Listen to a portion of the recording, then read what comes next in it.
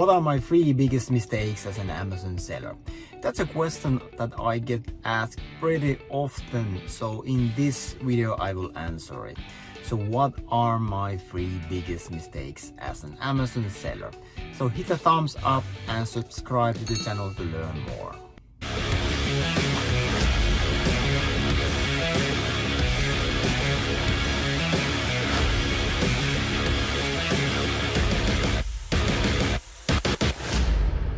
So my 3 biggest mistakes as an Amazon seller, these are not in any particular order, but I would say that the first one is putting too much effort in the first batch. So when we start a new product, launch a new product opportunity in the market, so we are going to be ordering just a few hundred units in the first batch. So it's rare that the first batch would be thousands of units, because we just want to test it out and we want to make the time period from the idea to actually getting the first sale as short as possible. So time to market has to be short. So that's why we are just going to be sending in just a few hundred units to test out the product, just to make sure that it's actually worth our time. And the point of the first batch is not really even to make profit. The point of the first batch is just to gather data and to assure that the data we already had in prior to the launch is accurate. So this means that if our first batch we just break even, then we are happy. I mean, no problem. Then just let's continue ordering second, third, fourth batch and so on if the product is actually good. But definitely a mistake that we have done not only once but quite a few times, that we have just put too much effort into the first batch. So that means that we have maybe done some customizations, or we have done some different things that have pretty much like prolonged that period from idea to market, so time to market. So ideally, I mean, it should be just a matter of weeks once we get a product idea when we actually test it out on the marketplace. But I mean, we have definitely been guilty of it, that it's just been taking months and months and the first sale still hasn't happened. So that's definitely one mistake that we have done sometimes. And my recommendation is that, only real customer interaction tells you, data is valuable. So that means that whatever research we do beforehand, it's just not comparable to the data that we get from the real marketplace, from real sales, paid sales from paying customers. That's where the real data is coming from. So we need to get to that point as quickly as possible. And sometimes it might happen that, okay, there will be surprises along the way. So maybe there's some quality issue that the customers notice and we are simply not able to fix it, or maybe there's some usability or whatever. Usually that stuff comes already in the research phase, but sometimes things go between the cracks and things happen. So that means that, let's say that if we put months and months of effort in developing the product and put a lot of effort in getting the first batch to the marketplace, but let's say that we never order even the second batch, then that was a complete waste of time, right? So why did we do that? Why did we put that much effort into the first batch if we are not even going to be ordering a second batch? So that's definitely one mistake to avoid there. So don't do that. Then what is my second mistake? Well, I would say that that's definitely not getting help sooner. So I think it took us like around like 1 year before we hired anyone for our business. So that meant that it was just me and my business partner Victor who were working like just the two of us on our business. So we didn't have any virtual assistants, so we didn't have any help. So that means that we had to do every single task ourselves. And sometimes it's pretty annoying, like when you have important things to do, but there's just these small things that has to be done and someone has to do it, and since there's nobody else than you, then it's gonna be you who's going to be doing that.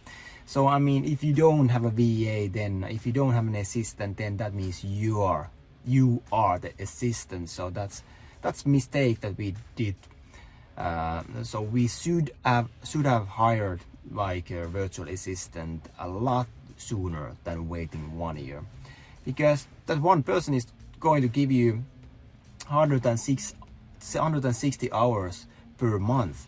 So that's quite a bit of hours that we can get more work done.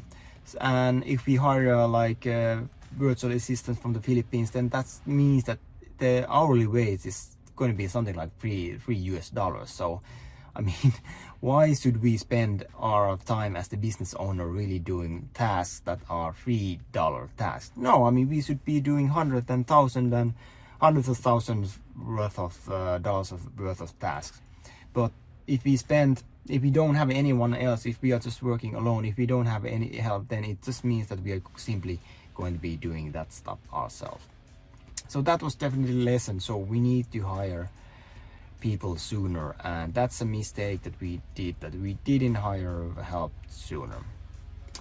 Then number 3, this is actually a really important one, and it's really good to keep in mind. So the number 3 mistake done as an Amazon seller is not really quitting on the losers like early enough. So we have had products that are not really doing that well. I mean, sure, they're maybe making a bit of a profit and so on. So in that case, it's not just a numbers game, but we have to keep in mind that pretty much that 80-20 rule, that pretty much applies to everything. So that means like 80% of our results are going to be coming up from our 20% of our efforts. So that means that we have to be really cautious of where we put our effort. We should put all of our effort and really like on the top products, right?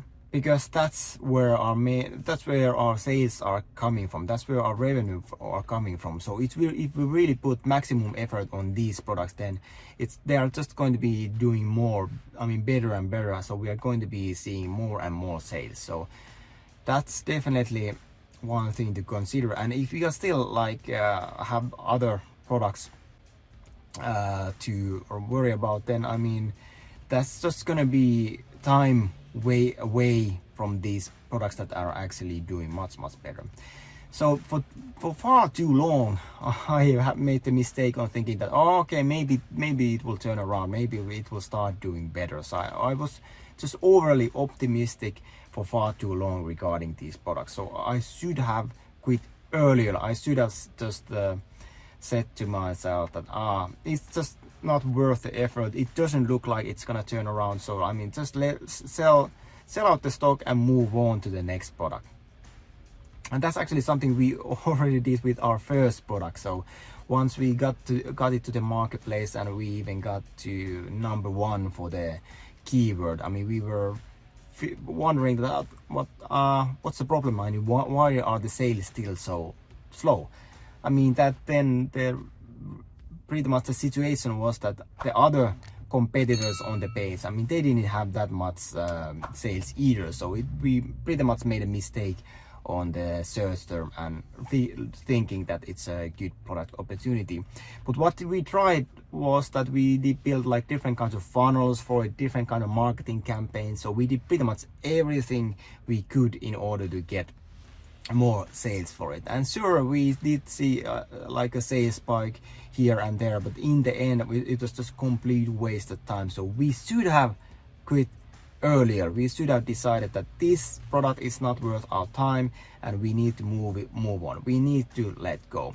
So the lesson really is that we cannot fall in love with our products. We have to be like realist and we have to be really pragmatic about it. So if the numbers are still not looking good, so we need to have certain kind of milestone that, okay, fine, if things are not better before this and that date, then we are going to let it go. We are going to stop selling it. We are going to be putting our effort into something that is more has more potential in getting better results. So that's it. That's my 3 biggest mistakes that I can think of right now as an Amazon seller. So if you like this video, I mean, let me know. By the way, let me know what are your biggest mistakes. So what are the mistakes that you can admit doing as an Amazon seller? And come on, we have all done mistakes, so be honest and just let me know and I will be happy to hear about it.